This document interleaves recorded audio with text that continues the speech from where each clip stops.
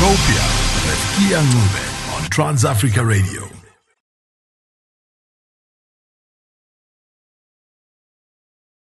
South Africa, 609 on OVHD, TARadio.mobi, and any other smartphone listening app, and of course the website, transafricaradio.net. Kea Ncube is who I am. Utopia is the name of the show. And since it is a Friday, it's all about food, it's all about drinks, it's all about being happy as a human being. And today, we are talking wine. And do I not have a glass of wine in my hand? So in the building right now, I have Cezanne, who is part of 1813. Hello, Cezanne. Hey, how's it going? Good, and yourself? Good, man. Thank you. Got to get this wine going. It's Yes, it's a Friday. You know how they say it's wine Wednesdays? It's wine every day. Friday. Exactly. It's my business. Hopefully they're drinking a lot. So thank you so much for taking the time to come through to us as Trans Africa to talk about yourself as Cezanne, the wine connoisseur, of course, 1813. And of course, you brought us some gifts as well. Yeah, well, I come bearing a good gift, a few. But yeah, nice. no, 1813. It's a cool concept that we kind of came up with about 4 years ago, you know. So I was living out in the States and I came back and I wanted to start a business, and I was like, you know, what is missing? You know, and in South Africa, we have probably the best wine in the world, you know, but we don't have a wine culture out here. Yeah. So I said, you know, what is the Americas of the world? What's Europe doing different to us? Yeah. And the education is the big difference. You know, people actually understand the product better out there. So when I started 1813 about 4 years ago, it was with the concept of educating the public, but in a fun way, because I find wine is such a stiff.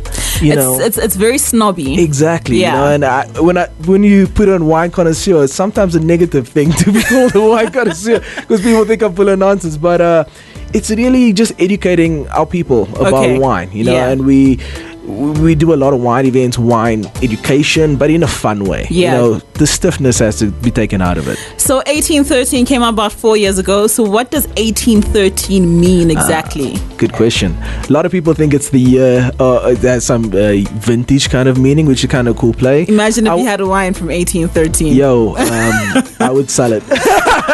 But it's actually the most important thing to enjoy wine. So I was slightly inebriated when I came up with the name, but what it means is the most important thing to enjoy a good bottle of wine is the temperature you drink it at. Okay. Right? So 18, my glass of wine was just snatched away from me, but it's fine.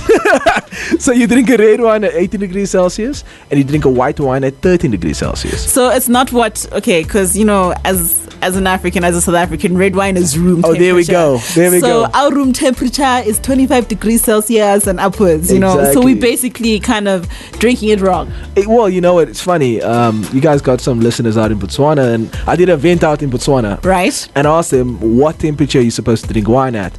And people said room temperature. And I'm like, guys, I'm sweating out here. This is Africa. So room temperature is the German room temperature. Okay. Not South African, right? Africa's hotter. So we drink red wine too hot and we drink white wine too cold. Yeah, because we like it cold, eh? Well, if you taste the wine in your glass, you know, while we have it, it's not ice cold. It has a bit of warmth to it. If you can taste. Ooh, that's yummy. It's delicious, right? I'll tell you more about it in a second. Okay. But so the problem is why. That's a start. A winemaker can make a wine as well as you want, but if you drink it at the wrong temperature, it is impossible to be good. Right? Okay. So what happens over 18 degrees Celsius is you're just going to taste alcohol. That's why I don't know if I obviously have. Have you ever had a wine out of your boot, like on a hot day? Yes. Exactly. How did it taste? It was a lot, eh? That first sip was just like complete. Okay, I think I'm drunk now. Exactly. Yeah. Because all that shows over 18 is alcohol. Okay. So the alcohol is going to show. All you're going to taste over 18 is a lot of alcohol. Okay. Now, have you ever had a red wine? Okay, there's this thing called leftover wine that I've heard. It's a rumor. Okay. You know? Leftover where people wine. don't finish the bottle and they have left for the next day. How do you not finish wine? Yeah, I don't know. But some people have leftover wine. Now, if you ever had what kind of human being are you? So have you ever had a wine out of your fridge, a red wine out of your fridge? Not red. Okay, so no. Red is a great example because if you have a red wine out of the fridge, it's very bitter and tart, right? And the reason is when you cool a wine down, what you're doing is you're closing the fruit notes. So if you make your white wine too cold, you're actually not going to taste the wine. Ooh, all right. So the rule of thumb is, as South Africans and anywhere in Africa, we got to put our red wine in the fridge for a half an hour. Just half an hour. Okay. Don't make it cold, but just cool it down to 18. Okay. And then with your white wine, take it out of the fridge and let it stand for half an hour. You see, to warm it up slightly. Okay. That makes sense. Yeah. I think I'm gonna. Yeah. Well, I've been coming to you, so I've been doing that nonetheless. So you're a bit of an educated wine I'm a person. little bit more educated now. So yeah, now we know. So if we're gonna drink it, put the red wine in the fridge for 30 minutes, and then take out the white wine for 30 minutes, and you'll get everything that you want to get. You're gonna give the wine its best chance to show you what it is. What it is. You know, because you got to putting your best foot forward. If you go to a job interview, you put your suit on. You know. Yeah. So you essentially giving the wine a suit to give it a chance. Okay. So why did you choose wine? Man, you know what? Honest truth is, I stumbled upon it when trying to flirt with girls. Like, I went to Stellenbosch University, and as an 18-year-old first-year student, broke. What are you gonna do? You're gonna take a girl to a wine farm, right? Okay, yeah. Have you ever been to a lot of wine farms? Not yet. Well, for anybody who's been, it's very fancy. It looks all grand. Hi, these pictures that we see on social media during the life, Bonang signing contracts. You know, yeah. She's hopefully she can sign one for me too. But but what it is it's free or 30 rand, right? But nobody would know that. Hey. Now you see. Now I know. Now you see. That reaction I did, I took a few girls there, and I would take them, and when the bill came, I would be like, baby, no, I got this. Meantime. Exactly. So the process repeated, right, a few times, and then I ended up going alone. And so every weekend, since I'm from that area, you know, I'm from Yesterday, which is right outside Stellenbosch, like 5 minutes from Meerlist. So I'd start my Saturday, every Saturday, I'd start with 2 to 3 farms. Okay. Different farms all the time. So I got into the discovery. But then in the interim, this was just a passion of mine since I was about 18, you know. But then what happened is I went to the States, I did my MBA in Los Angeles, and I came back and I worked in corporate for a bit. And I was like, I hate this. Yeah. I can't stand this. So I said, what can I do that's different? You know, so I felt wine is the obvious one because I'm passionate about it. Yeah. First of all, I think that's important. But then also, let's approach it different. You know, also like, I feel like wine isn't marketed to the black community. You know, it's only for a certain niche. And my goal is not to just market to non-white people, but to everyone, right? So essentially, make it available to everyone. And that's essentially where I found a big mistake is because as South Africa, we produce, I think, we're the 8th largest wine producer in the world. 8th. Yeah, but we export 80% of our wine. So it doesn't stay here. But exactly. And the stuff we're drinking is the commercial, you know, mass produced, you know. So to be honest, South Africa doesn't ever get to taste our award-winning wines. Only foreigners do. Yeah. And I thought that's ridiculous. Yeah. So the concept with 1813 is when you drink our wine, it's wine you're not going to find in your commercial liquor stores. It's going to be boutique stuff that are mostly being exported. So the brands we have, if a farm starts selling it at other places, we stop selling you. Okay. So we'll build your brand up. Understandably, you want to make money, but we want to work with boutique farms. Okay. And recently, we took a big focus on black female producers. Yeah. So we're the official tasting room of 4 black female wines. Exactly. You know, and one of them is Aslina, which is made by Ntiki Biela, who is the first black female winemaker in the world. Ooh, wow. You know. What to her? And you know what I like about it is that it's not black female wine. We don't stock it just because it's black female wine producers, but it's great wine that happens to be made by black female. Because all we need is an opportunity and we'll shine. That's you know, so that's what we're trying to do. Just like, you know, empower these female wine producers. All right. Do send through your questions on WhatsApp +2779 254 4329. Let me say hi to ICQ, Rumbi in Zimbabwe, David Gumba as well in Zimbabwe, Skolos, and everybody else that is listening in right now. +2779 254 4329 is that WhatsApp line, or give us a call on +2711 447 7176. Right now, let's travel to the DRC and Ghana as well. Young Bane featuring Koja Fans is called Fine Wine on Trans Africa Radio, bringing us to 17 minutes out to the hour of 3 p.m. CAT. Shout out to Lesego right now, who's in Soweto. He says the studio is about to get wind up. Most learning, also about learning a lot about wine. I like. Hey, wine's fun, right? Yeah, wine is the one, guys. Wine is the one.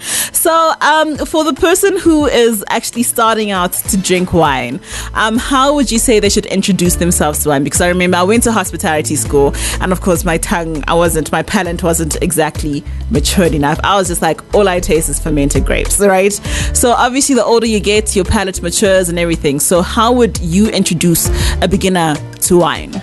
Well, first of all, don't be scared. Okay. That's the most important thing, because I find people are intimidated, and if you're intimidated, you're not going to ask any questions. Okay. Right. So the way I got into wine is I just spent time with winemakers, spent time in the vineyards, helped with harvest, but also going to tasting rooms, going to tastings, and just trying different wines. Okay. Because there's 1,300 different grapes used to make wine. 1,300. 1,300. Now, how do you know what you like until you try them all? Yeah. And the beautiful thing about wine is I can let. A lot of times we have a store, obviously 1813 in 4 ways, right, in Cedar Square, and people will come in and they will say, "Oh, I don't drink Merlot," and I'm like, "How?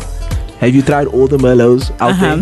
So the problem is I can line up 10 Merlots in a row and they will all taste different. Yeah. Because it's made from a natural product. Winemaker has its different techniques. So the first thing I'd tell people to do is find what grape you like by doing wine tastings. Get out there and taste this stuff, So the more you taste, then you'll realize I actually like cabs, or I don't like Pinot Noir. But you'll never know until you try it a lot. Yeah. So go out there and just try to go to as many wine tastings as you can.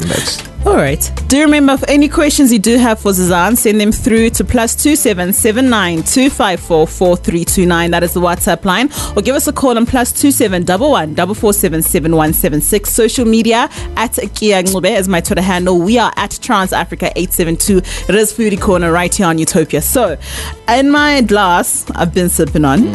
Right.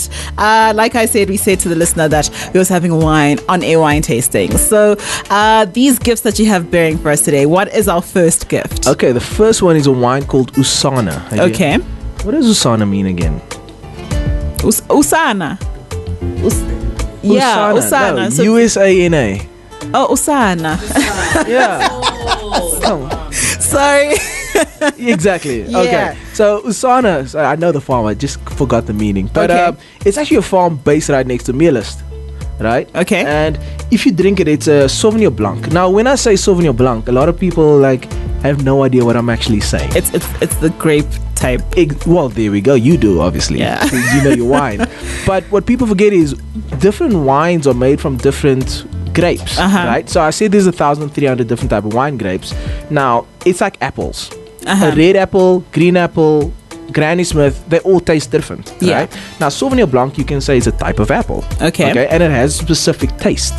So, Sauvignon Blanc is a different grape altogether than a Merlot, which is altogether different to a Chard. Yeah. So, this is a Sauvignon Blanc, okay? And it's 2016, okay? Now, Sauvignon Blanc, as you can taste, first of all, we're drinking it at 1813, right? So it's not ice cold. But it is a more fruitful, more acidic grape. Yeah. Right? It's going to be more tart. Okay. Now, this is also wine because, like I said, it's right next to Meerlust, which is a prestigious farm, but it has a nice sea breeze, and people forget that the role of climate is probably the most important thing to a wine. Okay. Because with a warmer climate, you must think of it, it's a fruit, right? So the warmer the climate, the more ripe the fruit's going to be. And if something's more ripe, it's going to have more sugar content. Yeah. Which turns into sweeter wine. Yeah. So when people say, oh, this wine's from Stellenbosch, this wine's from Franschhoek, there's a good reason why people are saying where it's from. Where it's from, yeah. So if it's from the coast, it's going to be more acidic and more elegant for the red wines. And from Stellenbosch, more full-bodied, more fruity. Okay. So, besides it tasting nice, what when we come through to 1813 and say, Cezanne, I heard you on Utopia and you talked about Usana wine, so I want to taste it. What should I expect? Okay, so what do you taste? I'll tell you if you're right or wrong. Okay, obviously it's a little bit more acidic. It's very light on the palate, actually, very, very light on the palate. I like citrus. I think I'm tasting citrus in the back there as well. This would go very well with like a salad or fish. By the way, I'm just thinking my fruit pairings do you want right to take now. over my company? Because that's perfect. I have no job left. But you know what? You got a spot on. And you know what I like about what you did there? Is that people ask me, what am I supposed to taste? And normally in wine tastings, people say, oh, you're going to get loganberry, gooseberry, all these flavors. But you answered it. I normally do this to put people on there like to check them. Yeah. But you kind of beat me at it. Okay. Because that's exactly how I would describe a wine. Yeah. I wouldn't tell you what you're tasting in terms of, I don't know when last you've eaten grass, but I don't. So why are you telling me it's grassy?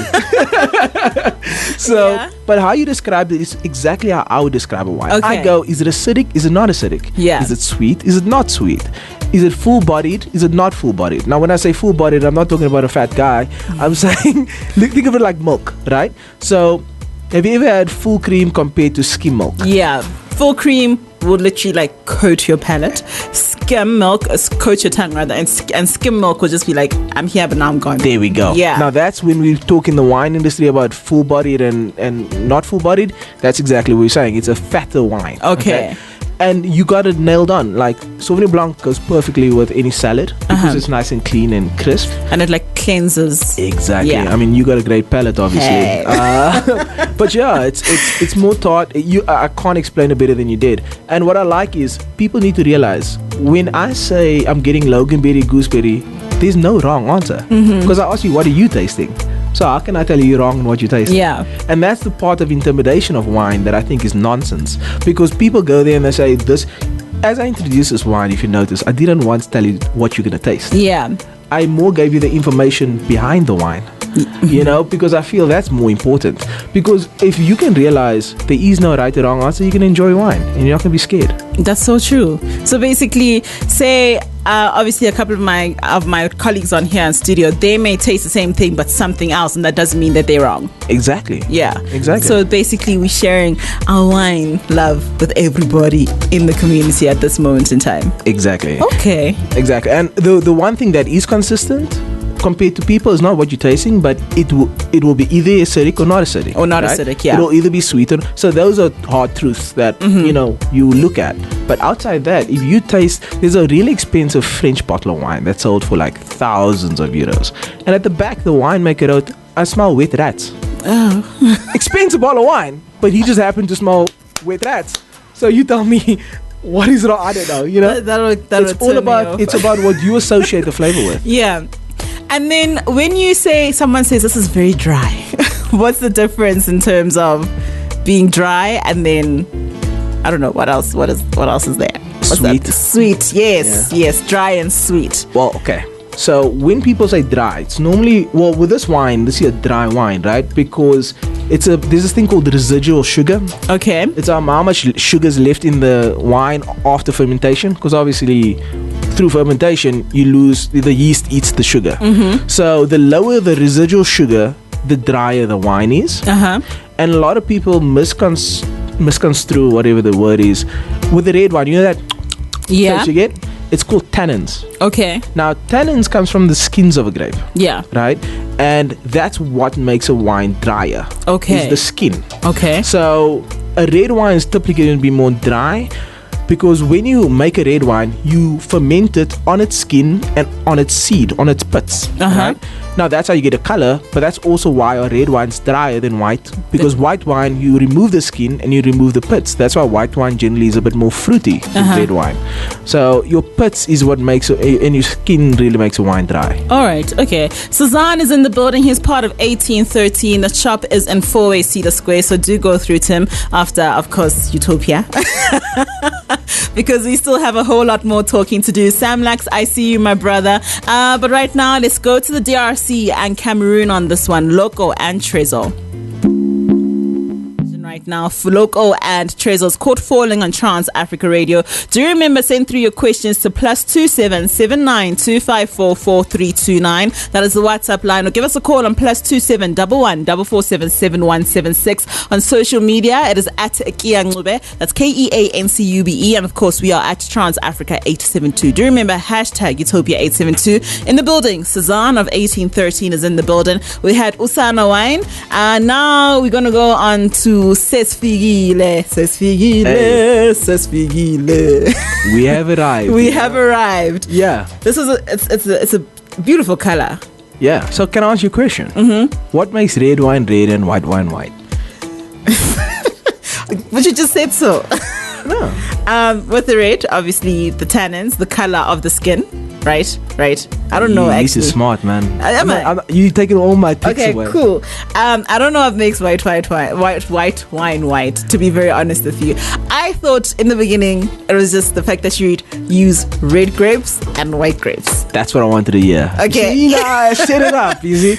Yeah, that's the most common misconception. Okay. You actually answered the question there. Okay. A lot of people think red wine is red because it's red grapes, and white wine is white because of white grapes. Okay. All grapes have white juice. Even red. Have you ever had a red grape? It's white inside. That's very true. Actually, it's just a very dark flesh. It's not red inside. Not red. That's It's true. the skins of the grape that adds the color. So all of these people that are saying, "Don't worry, just take your white grapes and make white wine," they were lying to us. No. That's right. White wine is white grapes. Okay. But I'm saying red wine isn't red because it's the color, the red grapes. The skins of the red grapes gives a color. Okay. So, do you know rosé? It's not Yes. rose, it's called rosé. Yes, my fellow African people. It's not rose, it's rosé. Yeah. So Right. with rosé, so basically, I said a bit earlier for those guys who are tuning in, I said that they fermented on its skins. Yeah. Red grapes. Okay. Red wine, right? So it acts like a tea bag. So the longer you leave that skin on, the more color is getting imparted onto the juice. No. So with rosé, instead of fermenting it on for 15 odd more hours, they only ferment it for 3-4 hours. Okay. So it's just in and out. So rosé is actually red wine that they just left the skins on really quickly. So yeah, rosé is made with red grapes, but if you had to leave the skins on a rosé for longer, it would turn red. Okay. That makes sense. And obviously the sweetness levels differ. Yeah. I mean, obviously because the skins are dry, remember? It's gonna take away the perception of sweetness. Okay. So the longer you leave the skins on, the more perception of dryness you're gonna get. Okay, but what about these boxed wines that people like to drink so much that are just sweet? I'm sorry. You know which ones I'm talking about, right? Because they say it's rosé, sweet rosé. Like they like to act as if it's naturally sweet, but compared to what I've drank as naturally sweet, and compared to that tastes like it's had sugar added into it. They add sugar. Okay. This nonsense of naturally sweet. Yeah, manga business. I'm just saying. If you ever see how a box wine's made, you would never have box wine. No. It's the bottom of the barrel, man. No, I've been telling people, don't drink boxed wine. But yeah, I got something from Sam Lax. This is actually very funny. Sam Lax is from Malawi, but he's here in South Africa. He says, Kea, I have a question. Why is it that when I drink wine, it just all comes out? Well, hopefully it's poetry that comes out, but I'm assuming that's not what it means. Not exactly. Yeah, people forget wine has 14% alcohol and beers have 5. So don't top your okay. You know the thing I hate most is when people pour full glasses to the rim of wine. A rule of thumb is you never pour past the thickest part of the glass. So you know how it goes wide in the middle. So where it goes the widest, that's the perfect pour of a wine glass. Okay, which is okay. Pretty. I poured little light young ones for you guys in studio, but the next bottle might be a bit stiffer. Yeah. But yeah, people pour way too much wine in the glass. Dude. Okay. Slow down. And it's heavy alcohol. And they chug it. Look, if you're buying box wine, wouldn't you get sick too? I don't drink box wine though. So maybe what's the gentleman's name? Sam Lax. Maybe you should try buying some bottles in glass. Yes. So let's get to our next wine. It's a beautiful red color. Like it's burgundy really, but there is a burgundy. Isn't there a burgundy wine? Yeah, burgundy is also a region, yeah. Yes. But the color, you're right, it's burgundy. It's burgundy. So this wine is one of my favorites. So I mentioned that we're the official tasting room for 4 black female producers. And this is one of them. Sesfikile wines produced by Nondomiso. It's a Cabernet Sauvignon. Okay, now Cabernet Sauvignon traditionally is a bit more, full-bodied. It's a very thick grape. But what I love about this, it's not overly dry. It's not sweet, but it's not dry. It has a great balance, right? So for me, what makes a good wine is a wine that when you sip it, and when you initially take it and when it finishes, there's nothing sharp that jumps out at you. That's what we say when it's smooth. So it's one. I'm using my hands on radio, so it's stupid, but it's like a rainbow shaped flavor profile. Oh, so if you look at a rainbow and it's like it's smooth, nothing sharp.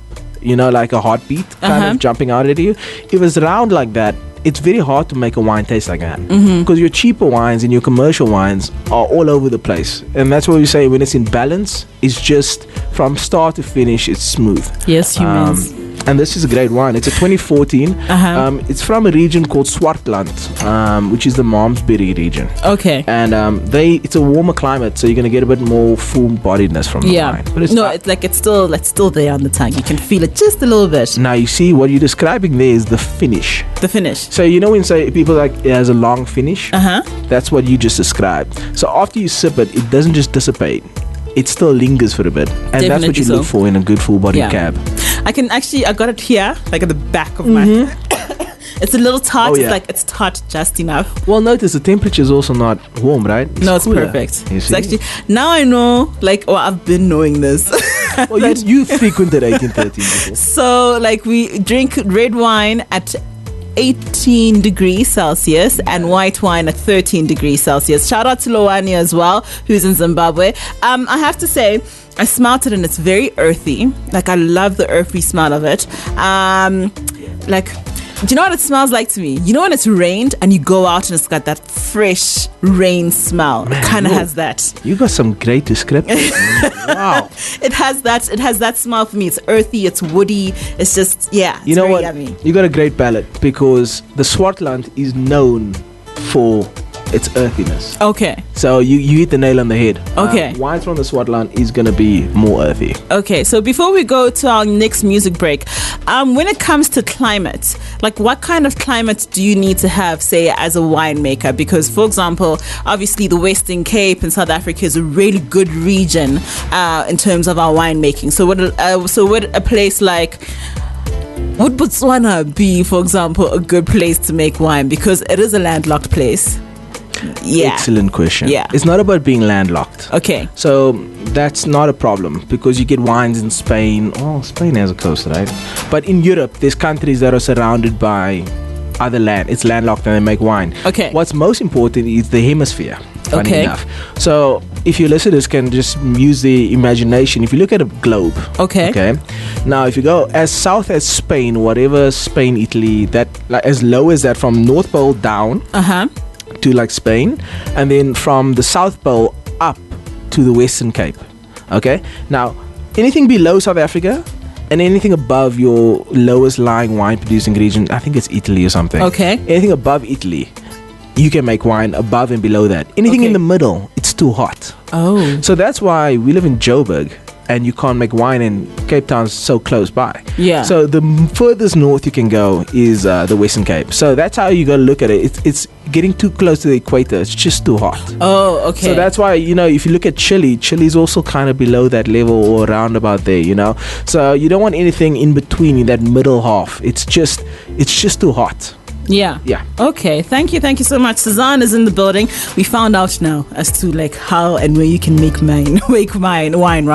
It's the hemisphere and everything. +2779 254 4329 is that WhatsApp line. So do send me all of your questions and comments as well.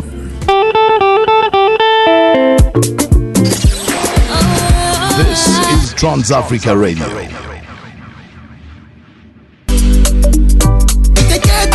For my heart when she did, baby, to reach my way.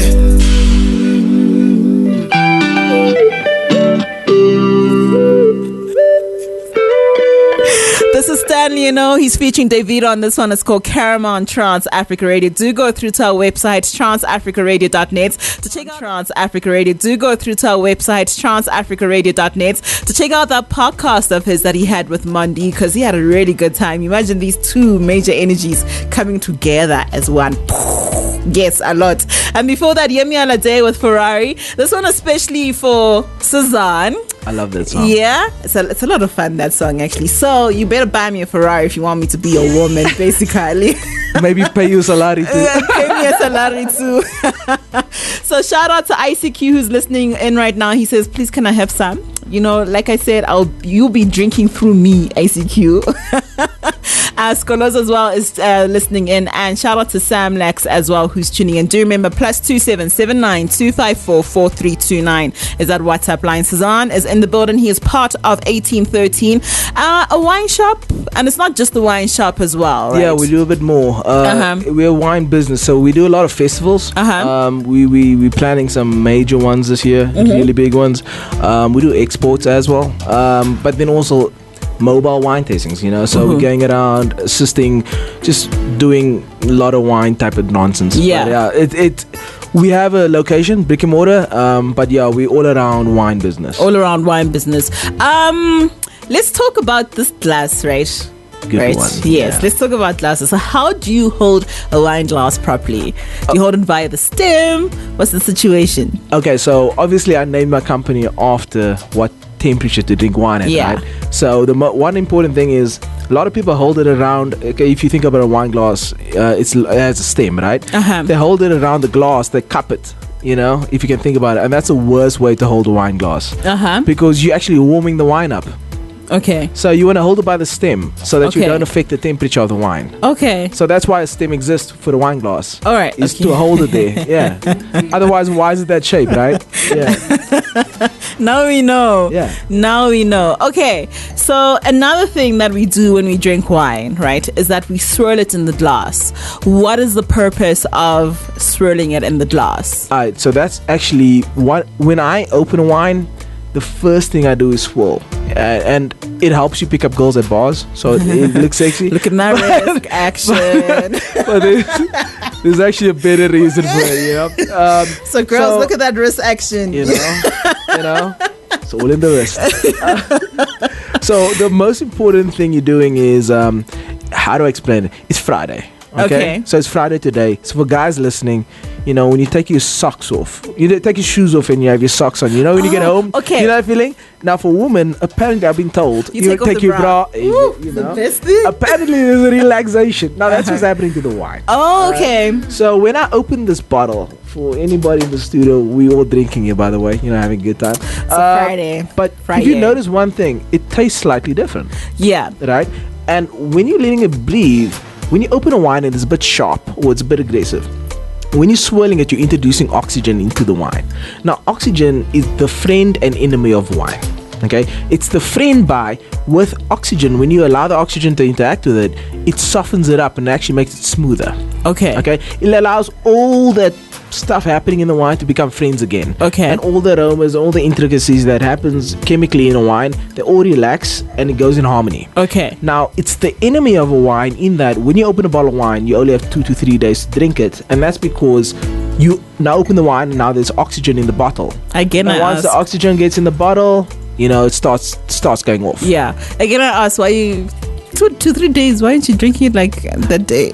You know, 2 to 3 hours. Like, you know, and then you open another bottle of wine on top of that. Get some friends, man. Jesus. Yes, let's have a wine tasting. So let's get to our last wine for today. It's a little darker in terms of color compared to Sesfigile. This is Moody, right? Mohudi. Yes, Mohudi. It's another one of our black female wine producers.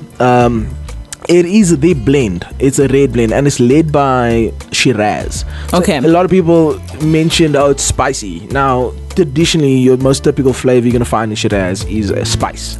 You know. So well palate over there. Shout out to Mondi. But so it's definitely dark in color. And another important thing is it's made in Paarl. And anybody that knows Cape Town and Paarl area, it's hot out there. Right. So as we mentioned earlier in the show, the warmer the region, the more ripe and more bold the wine tends to be. So the reason this is bold is because Paarl's a very hot region, and therefore it's a really ripe grapes, very full-bodied. So that's why it's going to be a bit more aggressive, so to speak. But it's a red blend, and people think red blend, they're just throwing all the leftovers in there. No, there's a good I actually love red blends. Yeah, let's talk about blends. I love it. So why do we blend instead of just having like a Shiraz or a Merlot or Cab Sav, whatever the situation is? You like food, obviously. That's why you have the segment, right? So think of it like this: when you're cooking a dish, you don't just add that paprika for the hell of it. There's a specific reason you're adding the paprika to get a flavor to add to the whole entire dish. Now, each grape has a different taste completely, right? So when a winemaker is making a blend, he's trying a recipe. He's trying to come to an end result. And for me, you have more flexibility when you do a blend, because now you can come up with a dish, and it's like cooking salmon, right? And all you have is salmon. Okay. And that's it, nothing else. So you can make it great and it will taste great, but if you add, maybe some couscous or some other ingredients, some veggies, that dish in a whole will be better, will be lifted. Okay. Right? So when you have a single varietal, the winemaker is stuck with that one flavor profile, which is great. It's awesome because we all like single varietals. But what you can do with blend is you can come up with a completely unique flavor that the winemaker is searching. Okay. I kind of dig it. No, that makes a whole lot of sense. So you obviously have a predominant grape that will be there first, and you'd add in like the other flavors as well, right? Yeah, sometimes you see like 3 to 4%. Yeah. And you're like, why did they even bother? But it makes a big difference. Yeah. Okay. Cool. So this one is a Shiraz grape mostly, right? Shiraz grape mostly. I'm trying to open my phone. So it's complicated. It's Shiraz, 52%, then 20% Petit Verdot, 15% Cabernet Sauvignon, 8% Malbec, and 5% Mourvedre. Okay. So there's a lot of cool varietals in there. Okay. Yeah, when we come back, I want us to talk about some of the wines that you've tasted around through your travels and stuff, and where you've had some really good bottles of wine. Yeah. Sure thing. Okay, I think you're gonna like this song because I think you and I kind of grew up in the same era. You know, the 90s, and this kid went ahead and sampled a Keith Sweat song, and he did the damn most on this one. Okay. So okay, listen. This is what you're gonna have to do, right? Put your hands up in the air. Okay, I got it. Okay, wave them side to side.